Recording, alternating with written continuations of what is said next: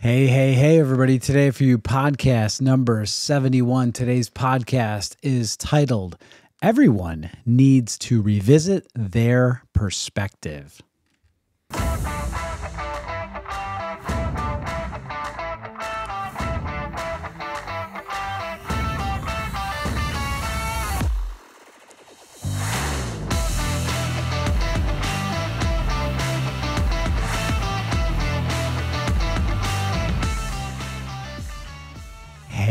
Hey, everybody. Welcome to this week's edition of your weekly Limitless Life Network podcast. I'm Dr. Pete Lombardi. This is my wife, Sandy Lombardi.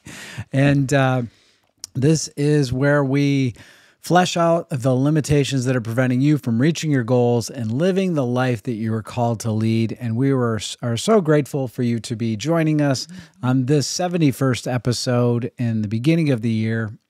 So we're kicking off. This is our third season. We call it third season because this is the actual third calendar year that we've been doing the podcast. So we started it in 22. We did it all the way through 23, and this is 24. So this is the third season. So we're keeping on here. But we would not be doing this if we didn't have you, the loyal listener, tuning in and checking out what we have to share.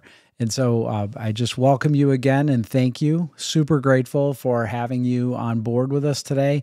And we brought some really interesting content. I think that is it's timeless and it should be really helpful for you. So if you like the content, help us out by helping other people, like, follow, share, hit the subscribe button, and as we say, on with the show.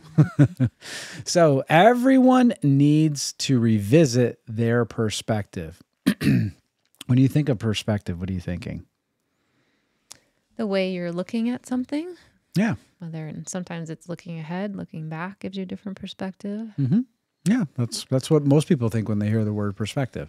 I watched a reel or something this morning, and it was just meaningful to me. I don't know. It just struck me and it made me think of a couple of different questions that really precipitated this podcast. So I'll tell you about it. A 57-year-old man was asked by a younger man, what would he tell his 22-year-old self? And he said, if you've got a minute, I've got this all planned out. So it was obviously scripted and rehearsed because he pulls out this strip of paper that is all long. And he said, on this strip of paper, it's numbered from 1 to 100. And he said the average woman lives to be 81 years old and the average male lives to be 75, 76, somewhere in that neighborhood. So he tore off the piece of paper at 75, and he said in the short strip that was there, he said, these years I'll probably never get to see. These years of my life I probably will never get to see. But if I do, it will be just an absolute icing on the cake. It'll be a blessing, and I will be just a small image of what I once was. I won't be my ideal self. I won't be dunking a basketball, he said, which I thought was very funny. So he throws that aside. And then he said, and I may look young, but I'm 57, he said. So then he went down to 57 and he tore it off at 57. And he said, now, all of this is all life that I've already led, and I can't ever get it back. And I'm grateful for what I've learned, but that is behind me. So this is all that I have left. So from 57 to 75, he's got these, 18 years? His 18 years. And so with 18 years, that narrows your focus. And his advice was to live your life like you're on steroids. Just live it to the best. Be grateful for every little thing that comes your way. And, it was very positive. It was very uplifting. It was motivating. But it caused me to ask questions. And it was incredible visual seeing that shorter piece of paper in his hand. And now that you're saying it again, revisiting it, we watched it. But it bothers me that the years he thinks he's not going to get, I don't know, like to me, I want to live longer than the average expectancy. So that, I don't know, that's something to think about too. Absolutely. I'm not ready to throw it out and say that would be a bonus. Like I have an expectation of that. Sure. But he's playing the law of averages there. So there is a final day. And yes, you probably will live beyond 81. There's a good chance. At least I think so based on your lineage, your genetic potential. So we came up with 5 points. And the first thing that really is a question that I came up with. And when I look at this level of perspective, living in this short span life that he was talking about, it makes me reflect and think, am I doing right now what I really want to be doing? So that's a great question for yourself. Are you right now in the life that you're leading day in and day out? Is this what you really want to be doing? Right? Like, is this something that you feel like totally inspired to be doing? You absolutely love it. Maybe yes, maybe no, maybe somewhere in between. Right. Probably for most people, it's somewhere in between. And for some people, they're doing things that they absolutely hate. Yeah. I had a conversation with someone today about that, about a spouse that is working at a job that is absolutely stressful. They do not enjoy really much of the job at all, but it has good benefits. The pay is good. And they could live without it, but they feel, I don't know, almost like it's their responsibility to do this job. But yet they stay in it, even though they're not happy. It's not truly making them happy. It's not bringing them joy. Right. Because it is a position that they're serving others. So I could see where they feel, if they were to step out of it, but it's not serving them and their things that are important to them that they value. So that's, again, another question that you ask, yes, you are serving, but is it really a serving that is of your calling? And if it's something that you are inspired by, that brings you as much energy as you deliver, you're going to deliver even better, right? Well, and it makes me think, like, often we get caught up in serving somebody else's vision and someone else's passions. And that's, that's a thing to check. Like, is it really in line with your values, or are you just filling someone else's vision? And there's, if you share a vision with somebody, and if it's inspiring to you, then by all means team up with somebody and help achieve something great. There's nothing wrong with that. Maybe it wasn't your idea, but there's nothing wrong with being somebody that is playing an integral role in trying to do something big. That's what most people end up doing in any big endeavor, right? So nothing big usually is accomplished by one person alone. They have many support casts in the process. But if you're doing something that you absolutely hate, I give you permission right now to get out of it. And you may not know how right now, and it sounds easier, but you have a limited amount of time. We all have a limited amount of time. And if we're not doing what we really, truly love and enjoy, then you give it some strong consideration. So that brings us to the second question, which I don't know, the point is interesting here, but what do I have to do to make the impact I want? That's the next question, I think. Like, okay, so if I have 18, 20, 30, whatever, how many years I have left, if I have X number of years left, what do I have to do in order to accomplish what I really want to be doing? Like, say you want to do something totally different. You want to take a 180 career shift. Like, you want to go from being an engineer to doing pottery or something like that. Or if you, say take pottery. Well, what do you have to do to make that happen? What things do you have to do? What do you have to learn? Who do you have to talk to?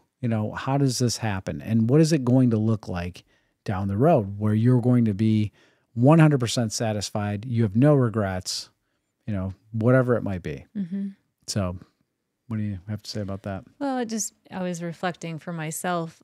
Maybe many of you, we're reaching a point where we have almost completed, say, the 18 years with most of our children, and they're off on their own.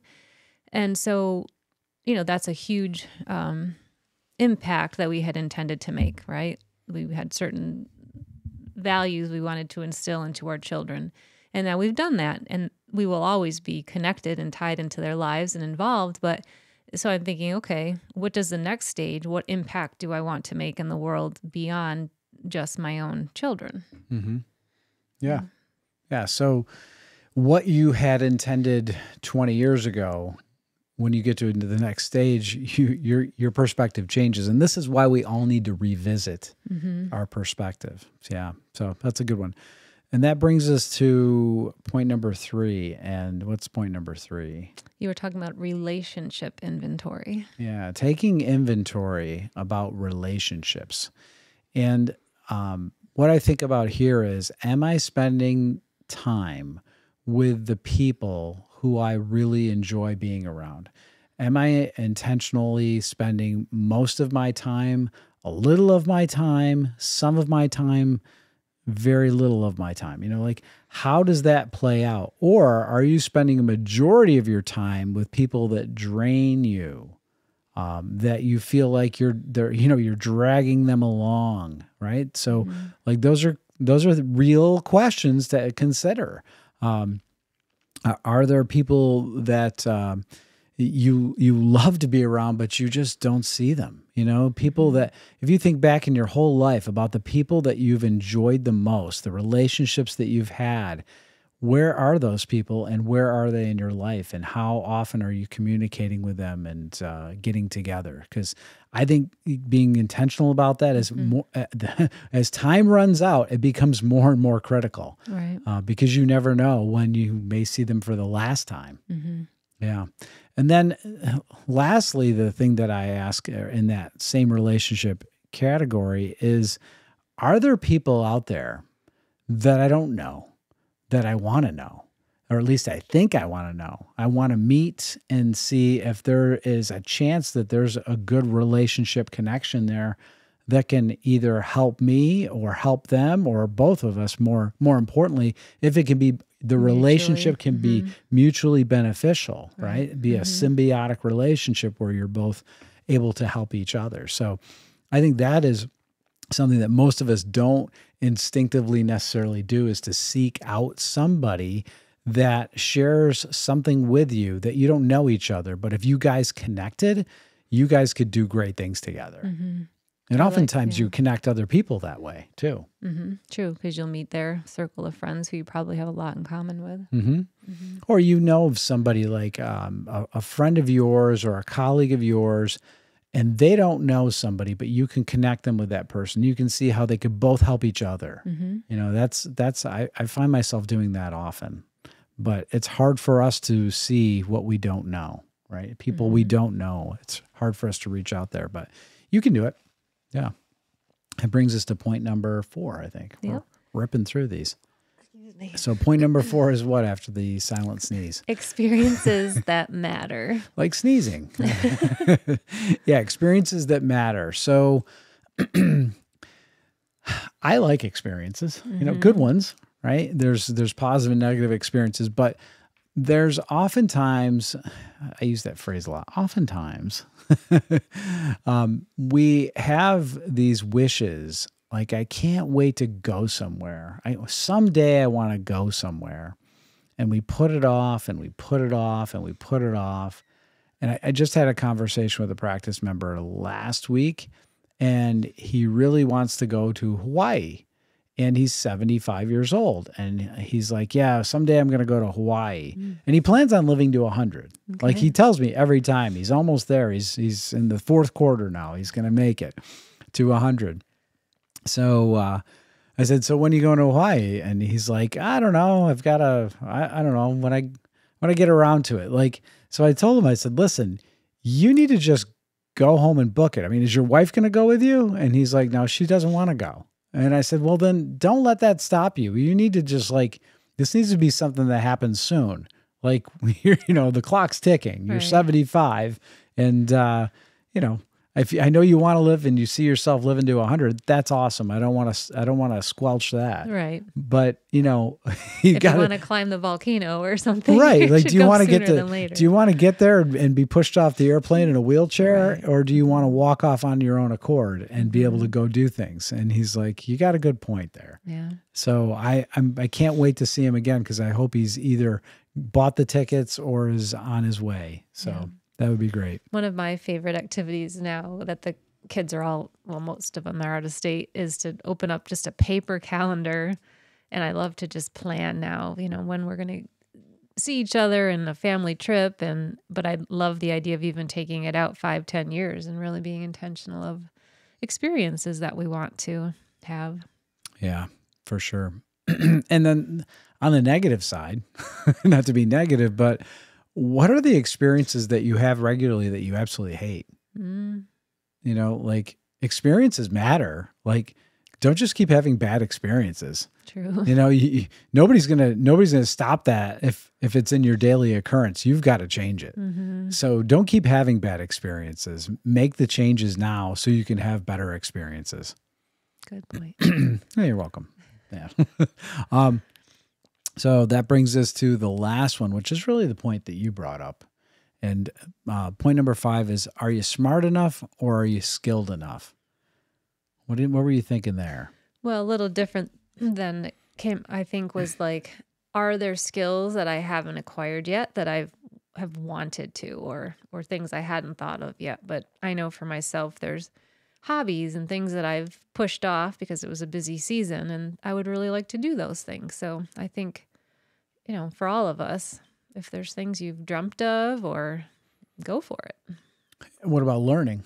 Always, right? Like, I think we're always the student. Yeah. Forever. I hope to be. We are, but I find that there's often, as people age, sometimes, some people, not everybody, some people push learning away. They feel like their brain is full. They don't want to think about new things. Yeah. But boy, that's what keeps your brain alive. That's true. Is being active. So learning a new instrument. I mean, watching adults learn a new instrument is actually kind of almost terrifying and uncomfortable, because we're so poor at it. The best time to learn an instrument is when you're young. But it doesn't mean you don't try, because it is very good for your neurology. It helps the pathways in your brain when you're forcing to get through these clumsy, clunky things. Yeah. So learning is so good for us, and I'm 100% in agreement with you. Don't put off learning a new hobby, a new skill, a new trade, whatever it might be, or just more information. There's so much information available to us today. Yeah, keeping the mind sharp, right? Stimulation. Absolutely. Yeah. Absolutely. So anything else you want to add to this week's podcast? I don't think so. Oh, I think she wants to wrap it up, folks. All right, that's all we have for this week's edition of your weekly Limitless Life Network podcast. Be sure to tune in each and every week so you can stay connected, be inspired, and keep moving toward your best life by stripping away your limitations. And we will see you back next week. Have a great one. Have a great week. See ya.